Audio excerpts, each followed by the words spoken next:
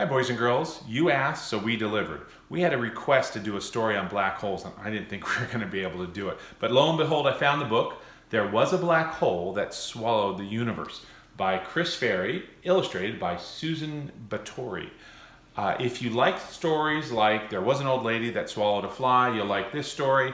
We're going to take a deep dive into astronomy, stars, and black holes, and we're going to do an activity that actually models a star and a black hole. So stay tuned. There Was a Black Hole That Swallowed the Universe by Chris Ferry. There was a black hole that swallowed a galaxy. It left quite a cavity after swallowing that galaxy. It swallowed the galaxies that filled the universe. I don't know why it swallowed the universe. Oh well, it couldn't get worse. There was a black hole that swallowed a star. It couldn't get far, that bright shining star. It swallowed the stars that lit up the galaxies. It swallowed the galaxies that filled the universe. I don't know why it swallowed the universe. Oh well, it couldn't get worse. There was a black hole that swallowed a planet. Very organic, this fine-looking planet. It swallowed the planets that orbited stars. It swallowed the stars that lit up the galaxies. It swallowed the galaxies that filled the universe. I don't know why it swallowed the universe. Oh well, it couldn't get worse. There was a black hole that swallowed a cell. It might get unwell after swallowing a cell. It swallowed the cells that gave life to the planets. It swallowed the planets that orbited stars. It swallowed the stars that lit up galaxies. It swallowed the galaxies that filled the universe. I don't know why it swallowed the universe, but oh well, it couldn't get worse. There was a black hole that swallowed a molecule. It thought it was fuel, a big molecule. It swallowed the molecules that fed the cells. It swallowed the cells that gave life to the planets. It swallowed the planets that orbited stars. It swallowed the stars that lit up the galaxies. It swallowed the galaxies that filled the universe. I don't know why it swallowed the universe. Oh well, it couldn't get worse. There was a black hole that swallowed an atom. It's hard to get at them, those tiny atoms. It swallowed the atoms that built up the molecules. It swallowed the molecules that fed the cells. It swallowed the cells that gave life to the planets. It swallowed the planets that orbited stars. It swallowed the stars that lit up the galaxies. It swallowed the galaxies that filled the universe. I don't know why it swallowed the universe. Oh well, it couldn't get worse. There was a black hole that swallowed a neutron. A good start to build on, a neutral neutron. It swallowed the neutrons that stabled the atoms. It swallowed the atoms that built up the molecules. It swallowed the molecules that fed the cells. It swallowed the cells that gave life to the planets. It swallowed the planets that orbited stars. It swallowed the stars that lit up the galaxies. It swallowed the galaxies that filled the universe. I don't know why it swallowed the universe. Oh well, it couldn't get worse. There was a black hole that swallowed a quark. That's all there was, and now it's dark.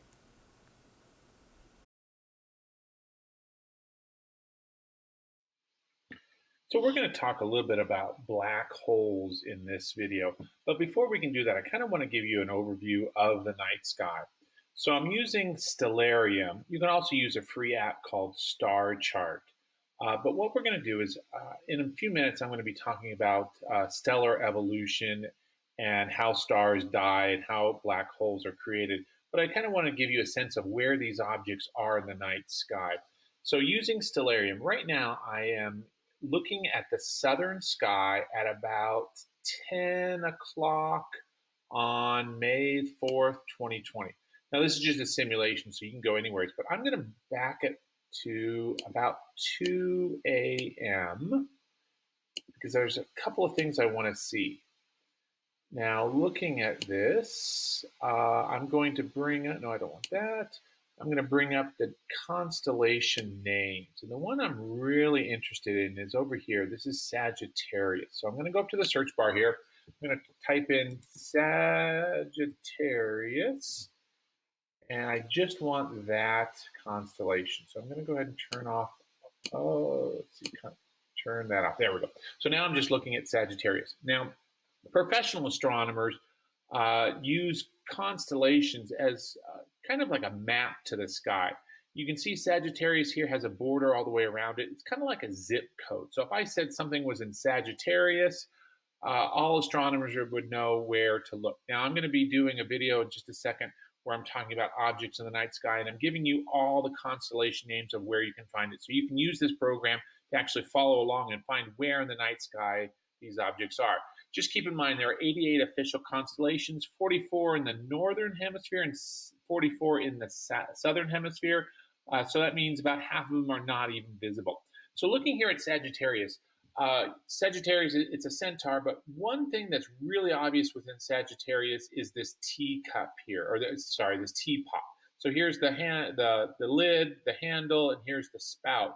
And right through here is the plane of the Milky Way galaxy. So right around in here, this is the center of our Milky Way galaxy. So I'm going to be showing you in just a second a video of a black hole in the center of our Milky Way galaxy, and it's going to be found within the Sagittarius constellation. Evolutionary life cycle of stars. So we're going to talk about how stars live and die, but really they're not alive. They're not living structures. In order to understand black holes, we need to understand how stars are created and how they disappear. So in order for a star to be born, we have to start with a nebula. And a nebula is just a cloud out in space made up of hydrogen. And these clouds can be absolutely massive. So this is the Bat Nebula, and it's located in the Cygnus constellation. Second step is we need a disturbance. The cloud will just sit there for a long time, but then it needs a supernova explosion. And what's poetic about this is a supernova explosion is the death of one star.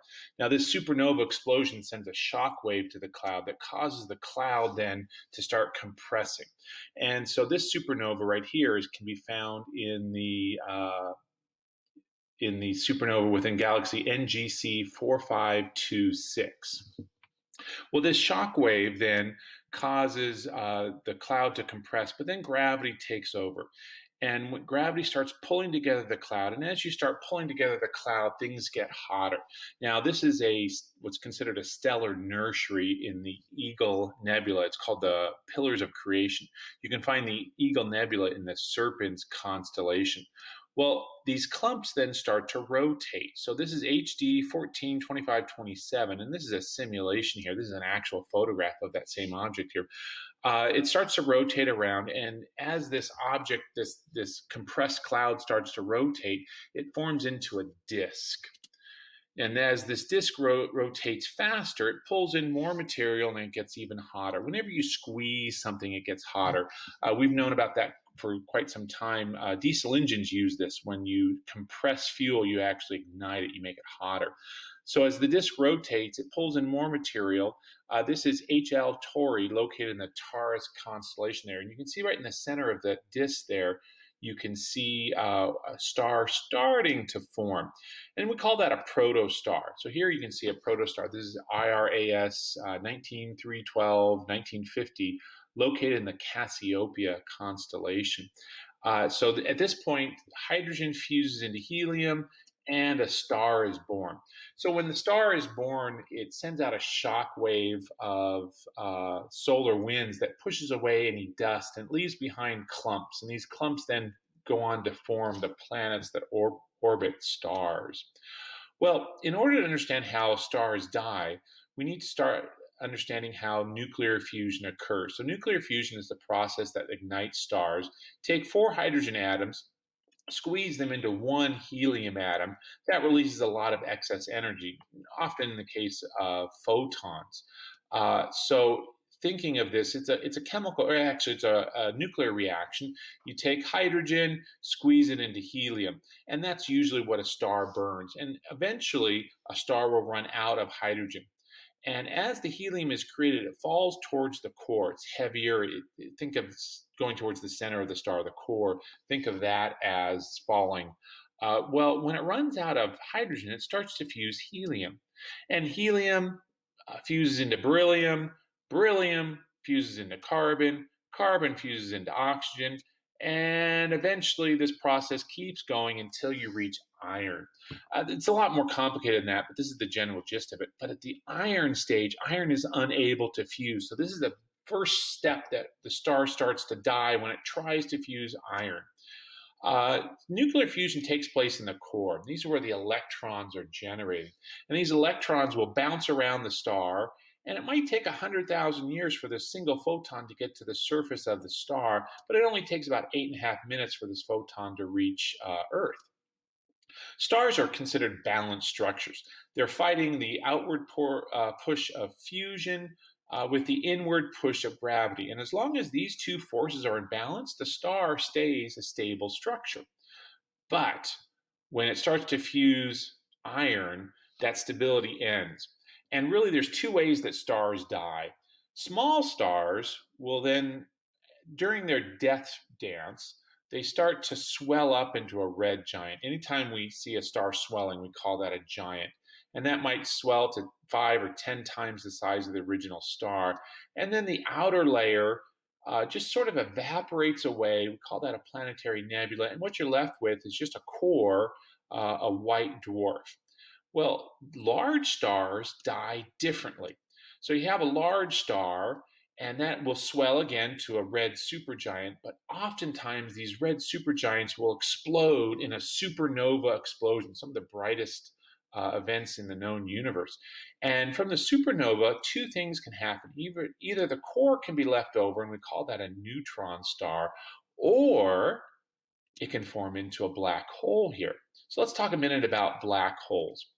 Black holes were first predicted by Albert Einstein, but they were thought of as like unicorns. They weren't really real. They were kind of an imaginary science until Stephen Hawking came in, and he really provided a lot of the mathematical formulas to prove black holes exist. So you think of a black hole, we've got this dead core of a star.